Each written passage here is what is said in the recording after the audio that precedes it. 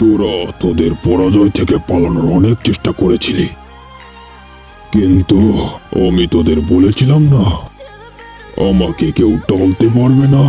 আমি ভেবেছিলাম অর্ধেক পৃথিবী ধ্বংস হয়ে গেলে বাকি অর্ধেক পৃথিবী অনেক উন্নতি করবে, কিন্তু মানুষরা তাদের অতীতকে জখমের মতো চাটে। যতদিন পর্যন্ত এই হাদার দলরা পূর্বে ঘটে যাওয়া দিনগুলোকে ভুলতে পারবে না, তাহলে ওরা ভবিষ্যতের দিনগুলোকেও মানিয়ে নিতে পারবে না। তোরা কখনো ঠিক হবি না। এখন আমি জানি আমাকে কি করতে হবে।